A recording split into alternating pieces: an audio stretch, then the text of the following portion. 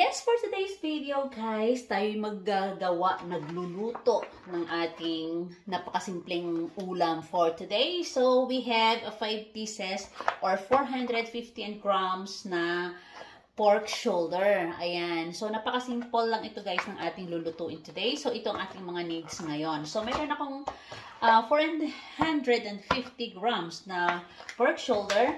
Then, meron tayong flour. Meron tayong onion. And carrots, saka aceite. Basta konti lang guys ang ating ilagay dyan kasi i-fry lang natin ng saglit. So, painitin lang muna natin siya. Then, punta naman tayo ngayon dito sa ating i-coat na ating meat.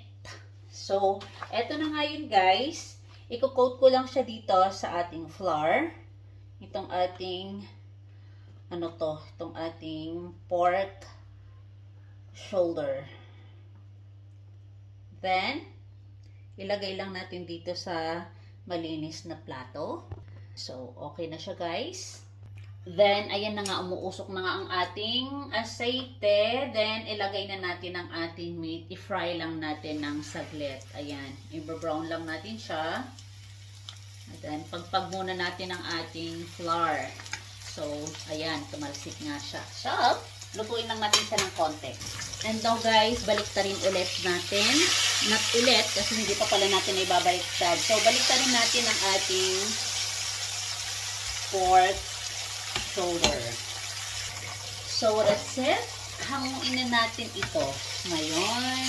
And to follow sa ating mga natirang mga na-coat na meat.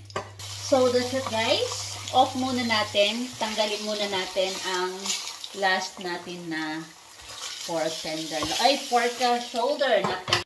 Lagay natin ulit ng olive oil. Konti lang guys. So, lagay muna natin ang ating vegetables. Ayan. Ating dalawang klase ng vegetables. Lagyan natin ng konting salt and pepper. Simple lang to guys, itong ating ulam for today. Then, mekos-mekos, asi, like this. I-fry lang natin ng saglit. So, that's it guys. Then, set aside muna natin ang ating mga vegetables. Ilagay natin dito sa same pan na pinaglagyan natin ang ating mga vegetables. Then, again, maglagay ulit tayo ng konting olive oil again. Then, next, ang ating onion. Ayan, sagad. Then, gisa. Gigisa natin ulit itong ating, itong ating onion. So, that's it. Again, guys, ilagay na natin ngayon ang ating meat.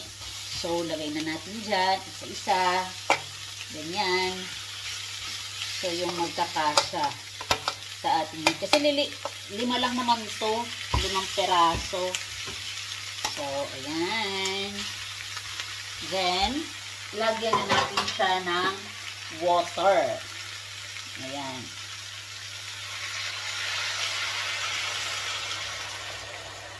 Cover lang natin siya. Ayan, ganyan. Cover natin ang tubig. Then, ilagay na rin natin ang ating vegetables na inilagay yan kasi may water din siya. Lagay kong ating vegetables. Then, guys, pag kumulo na siya, kasi mainit tong vegetables na i-fry naman na natin, ilagay na natin siya dyan. Ganyan. Then, pag kumulo na, maglagay muna ako ng asin para may lasa na siya. So, ayan. Kasi ang vegetables, pwede natin siyang lutuin ng 10 minutes. So, try natin until 10 minutes again. Ayan. So, may black and pepper na siya. Black pepper and salt to taste. Then, mekos-mekos again. Ganyan. Ayan lang. Napakasimple lang, di ba, ng ating ulam for today. So, cover na natin siya, guys. Lutuin natin siya ng 10 minutes lang kasi naandyan ang ating vegetables. So, see you later again. So, it's already 10 minutes. Bisitahin natin ang ating ulam. So, ayan. So, guys, ayan. Ako'y nagtunaw ako ng cornstarch sa konting water. Ayan. So, ilagay natin dito para maging espeso ang ating sabaw. Then, i-cook ulit natin to ng another 2 minutes na lang. Ayan. So, papalaputin lang natin siya. Ayan, naglapot na nga siya eh. So, i-cook lang natin siya ng another 2 minutes lang. So, ayan. Ayan, ayan, ayan. Over ulit natin. Papahinaan ko ng kanyang apoy, guys. Then, 2 minutes. See you later again. So, that's it. Whoa. Look. Ulam is ready. Wow. Look, guys. So, that's it.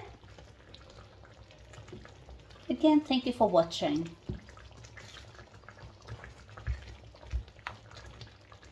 Try this, guys. Thank you for watching. Bye-bye.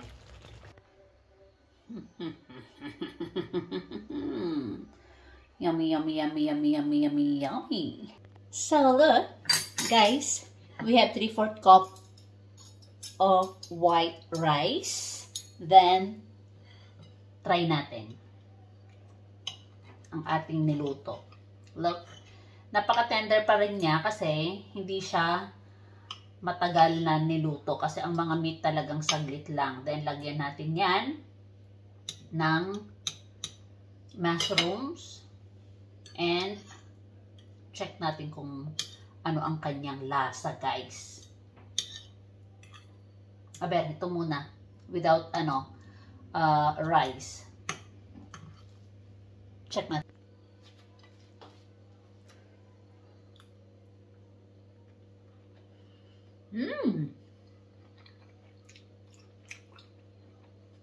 Ang sarap.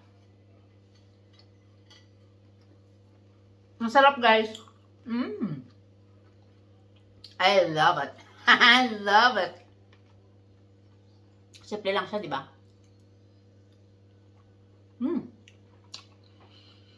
Yung gulay, masarap. Hindi siya hindi siya durog na durog. Kasi di ba, bali pumatak lang siya ng 12 minutes lang. Kasi, 10 minutes natin siyang pinachup-chup-chup together na ng kanyang vegetables. Kasi ang vegetables naman ay 10 to 12 minutes ko lang talaga pinakukuluan yan. Para, parang fresh pa rin. May pagka-crunchy pa rin siya. So, 10 minutes na pinakuluan natin, then another 2 minutes nung nilagyan na natin siya ng pang-espeso. Ang sarap, guys, talaga. Ang sarap. So, that's it. Thank you for watching. Bye.